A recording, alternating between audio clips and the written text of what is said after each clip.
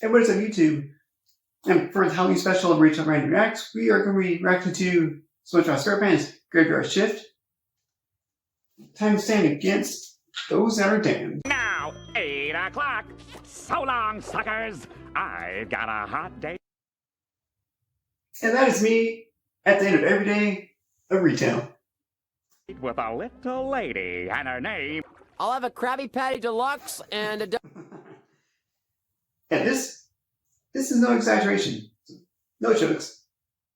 double chili kelp fries. No, That is true to you life. won't. I can't hang out here all... Isn't this great, Squidward? Just you and me together for hours and hours and hours, and then the sun will come up, and it'll be tomorrow, and we'll still be working. It'll be just like us.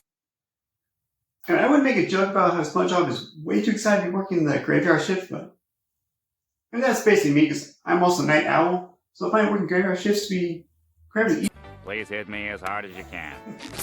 Squidward, I'm working in the kitchen.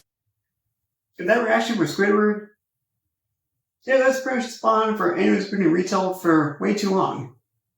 Kind of like me. At night. Hey, Squidward, guess what? I'm chopping lettuce. At night. Look at me, I'm swabbing the bathroom. At night. Ow! I burned my hand! Was it at night? I think it was at nighttime. At night. Night. Give me a moment's peace and take out the trash. And you do see this typical employee kind of pairing in retail, where Squidward is basically the more experienced guy who's been there for years, who's been there and just about done everything. SpongeBob is kind of the exact opposite. He's kind of the new guy who's fresh to retail, and so everything's new to him.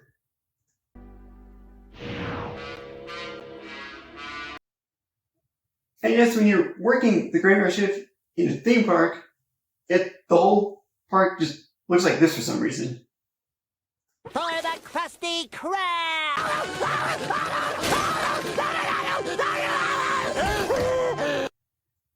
Except I never seen anyone act like SpongeBob did.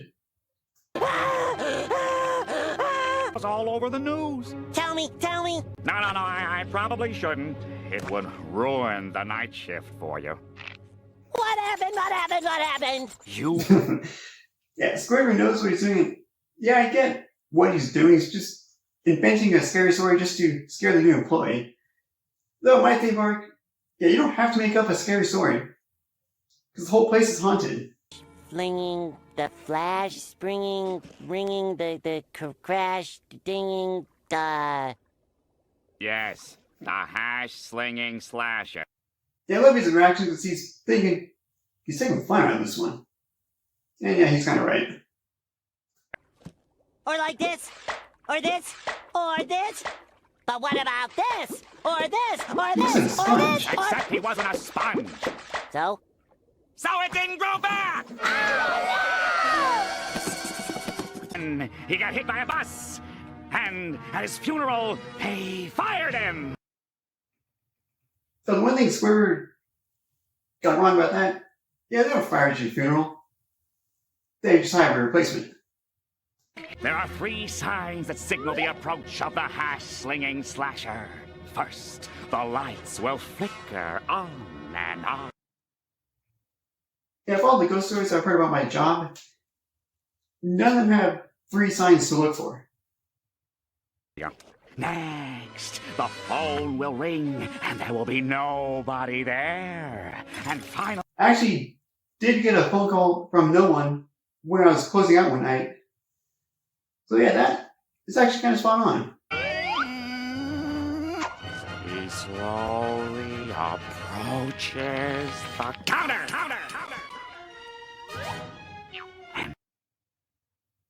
Okay, that's kind of a creepy face SpongeBob made. It looks like one of those creatures from the bathrooms.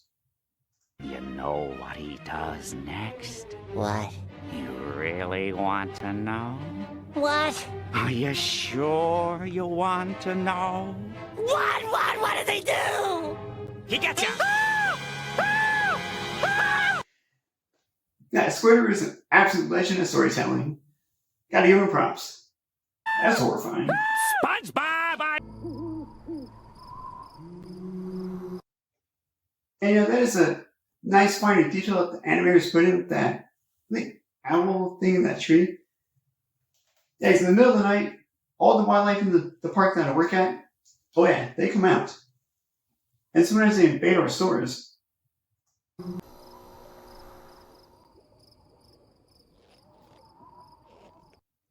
Yeah, Mr. Krabs wanted his place to be open 24/7 or open forever, as he really puts it.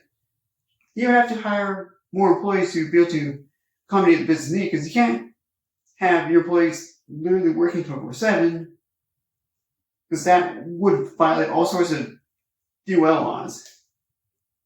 So yeah, Mr. Krabs could face fines for what he does. Isn't this great, Squidward? There's never time to wash the ceiling during the day.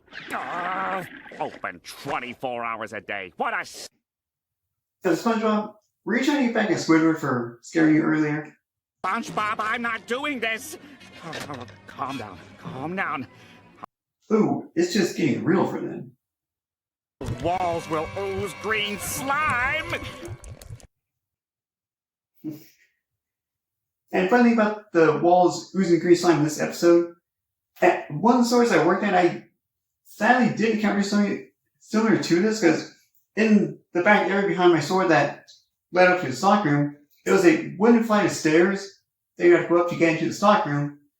And I noticed that one day, it smelled horrifically like something was spoiled or rotten. Long story short, it turns out that wood is actually starting to rot away, and it took so long to get that repaired. I didn't know the buses ran this late. They don't. Well, And I didn't know that the buses dropped you off right in front of your destination. mostly fry cook and stand on the other side of the street just to entertain me. Does he really think that ghost in the street is Squidward? Ow. There are two problems with your theory. One, I hate you. And two, how can that be me when I'm standing right here? Funny enough, stuff like that does happen in the park after hours, when we discuss the paranormal activity that does go on, and some of the hauntings that we've seen. Yeah, there's always some of us always come up with the most ridiculous theories as to how that's going on or how to explain it. And yeah, some of us also have to point out that, yeah, that does make sense, because that's physically possible, or whatever real life reason it is. I've always sort of liked you. Squidward, I used your clarinet to unclog my toilet. Huh? Why is that? Why would that be the solution? Like, that's how I'm going to end the episode, because I'm pretty sure that what the ending actually shows you is probably copyrighted to some extent. I don't want any heat with YouTube. I don't want any smoke with those people. So I'm just going to cut out what I think might possibly be copyrighted content. But anyways, that was the episode. Spongebob Squarepants, The Graveyard Shift. And it is possibly my favorite episode of SpongeBob.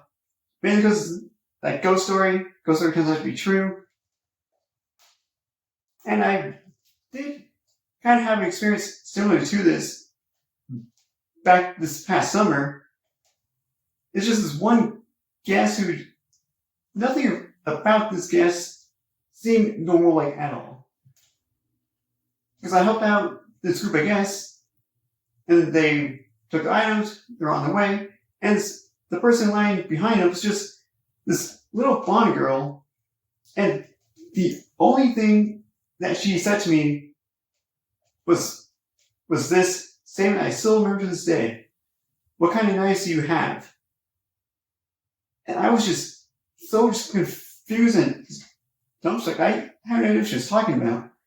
I thought she might have been referring to the tools that we used to cut up the apples, which would be on the table right behind me. So I turned my back to grab one and say, "Oh, we use these to cut up our apples." Is that what you meant? Because that's what I was thinking. And she literally never said anything else. And just me being confused, I was like, "Yeah, I'm just going to put this back." So I turned my back, and when I turned around, she was gone, was out of trace. And to this day, I don't know what I saw. I don't know if it was a ghost girl, a guest who's just kind of creepy. I don't think it was a guest, because, yeah, I've seen countless guests just trying to mess with us, but none of them are ever like, creepy like this. So to this day, I have no idea who that weird, strange customer was. Just something I still think about because it's just so strange. I don't know what to make of that person. Anyways, that was the episode. Thank you for watching, and I'll see you in the next episode.